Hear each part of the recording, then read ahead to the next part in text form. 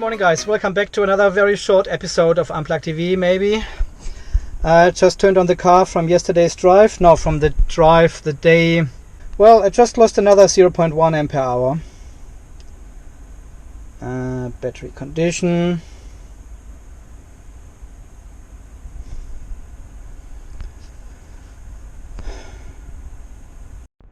Is it 315 kilometers?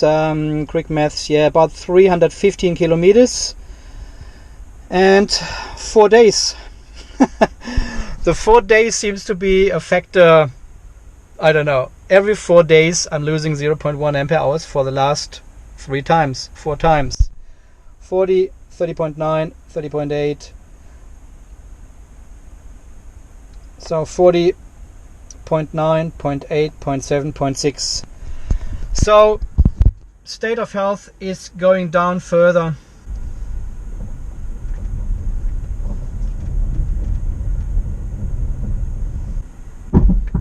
Whoopee.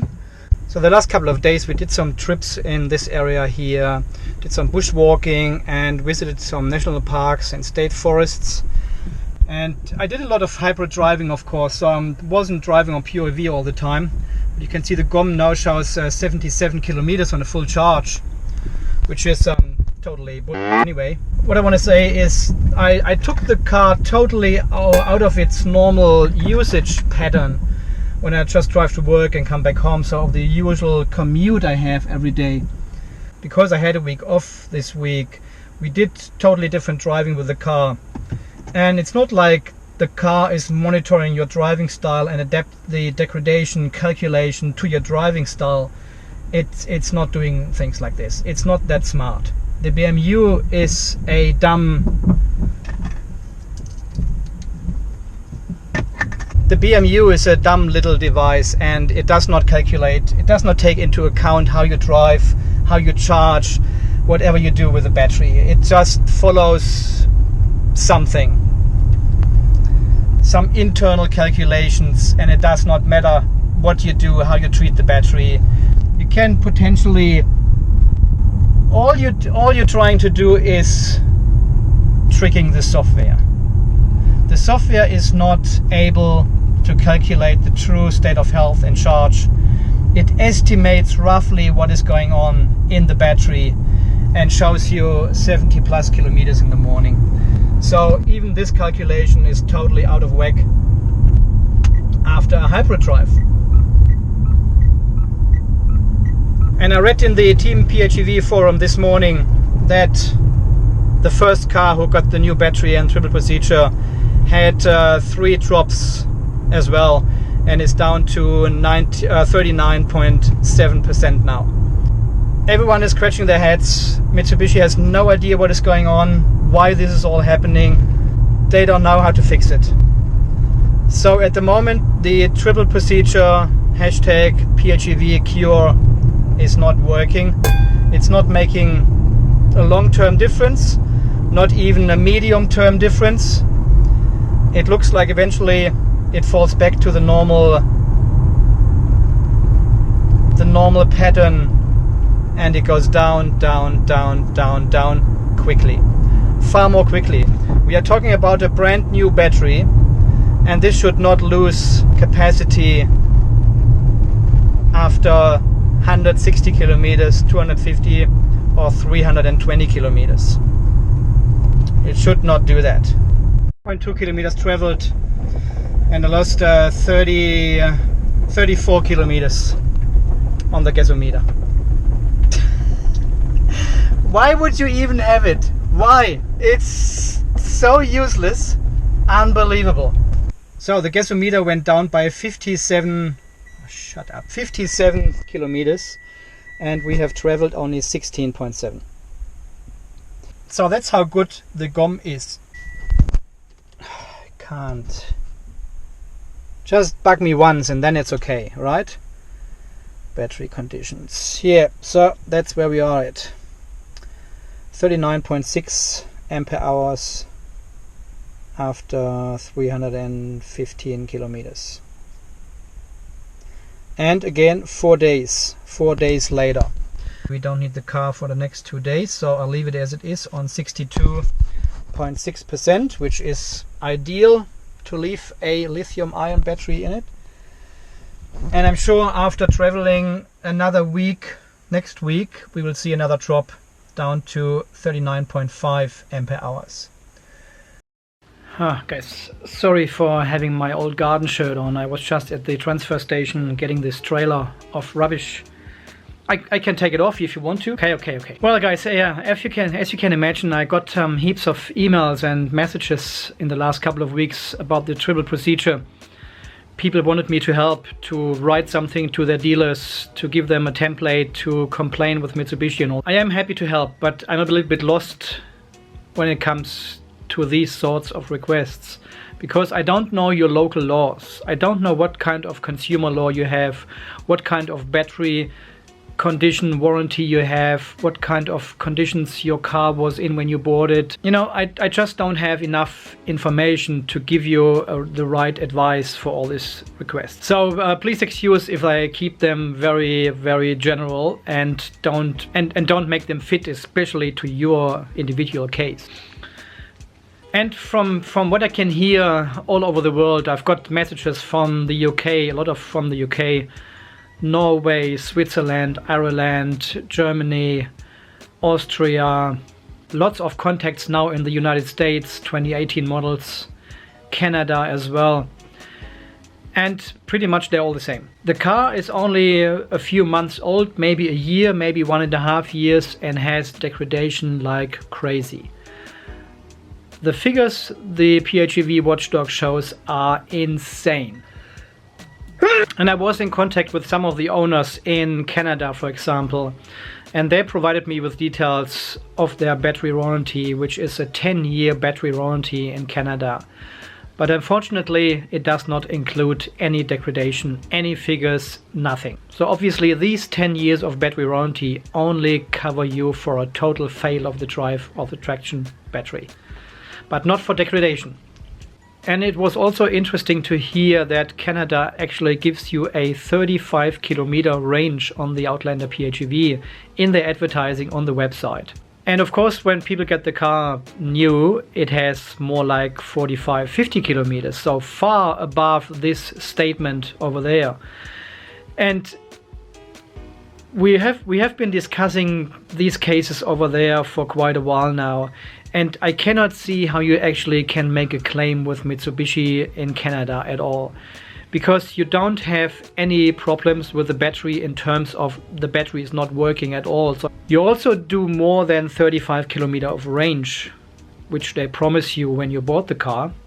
And some of the dealers, they are happy to take a battery snapshot over there and send this over to Mitsubishi Canada. But from what I heard, from the feedback they get from Mitsubishi Canada, they're always stating the car is fine, it is running within the specs, and they are probably right. In these cases, there's not much you can do.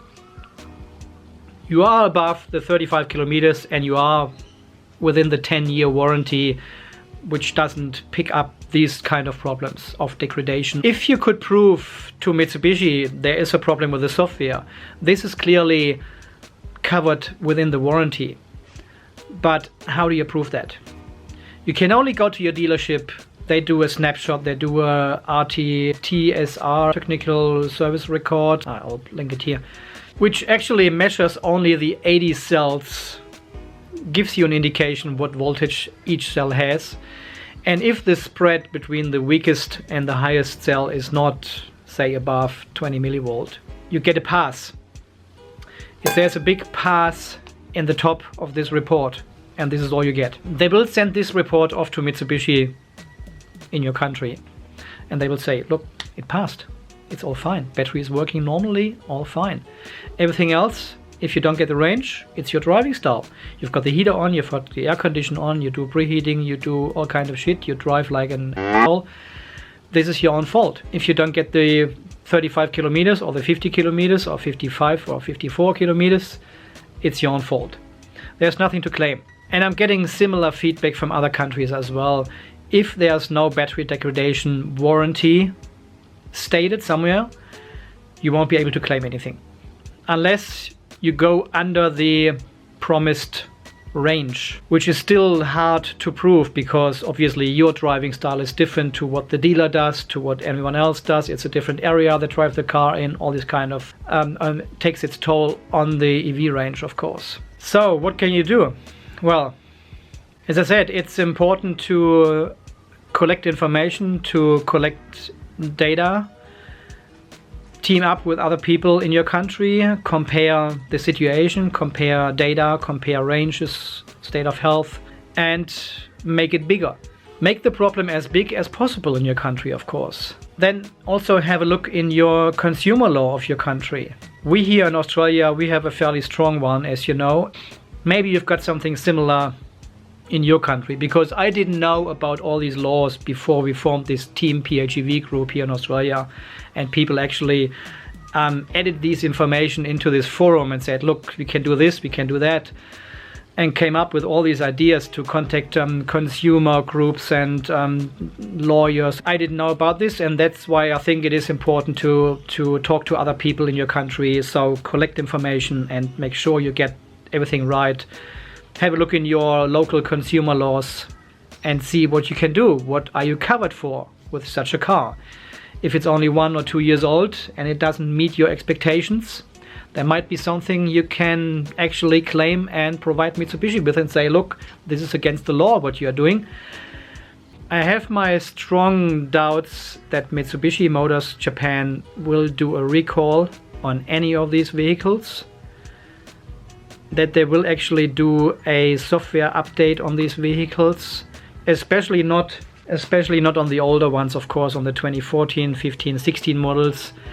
I don't even know from a technical perspective if you can upgrade the code inside the BMU. There might be hardware which needs to be replaced. Maybe they need to upgrade the whole BMU with a new programmed unit. The BMU in the back of the car is its own little device which has maybe an electronic chip on it which carries the code. So I'm not even sure if this is technically possible to upgrade this code on this chip. Maybe it is not. Maybe it's a hard coded program which only runs in this mode and it cannot be upgraded without replacing the whole BMU. And so far only Gary's dealership in Northern Ontario, Canada will do the procedures, obviously, to find out what is going on with the car. They showing a little bit of commitment in terms of caring about the customer and the vehicle and trying to help at least. And I know this all sounds very negative now and very depressing, and it is frustrating to deal with all this kind of stuff. You're buying a car and you have to make 275 videos to get actually recognized by the manufacturer of this product. If this is not insane, I don't know.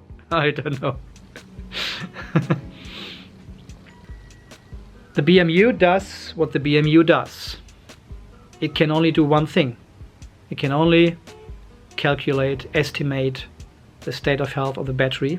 It's so funny when I'm talking here. The dog is sitting there all the time and listening to me when I'm talking about BMU and BMS and dealerships and people around the world. The dog is sitting there listening. Yeah, guys, anyway, it is Easter all over the world. I wish you a happy Easter everywhere. I don't know where to go from here. I really don't know what the close future will bring. Anyway, guys, I'll leave this all with you. Please put your comments down there. What do you think? What is going on? How far are you going in your country and all this kind of stuff? So leave all the information down there, start the discussion with others, and well, we can only stick together and trying to get this fixed somehow. What is the next step? As always, guys, thanks for watching. Thanks for your support. This is Andy from Unplugged EV Australia. Signing off. You stay charged, and we will see us in the next video. Okay, guys, see you then. Bye bye.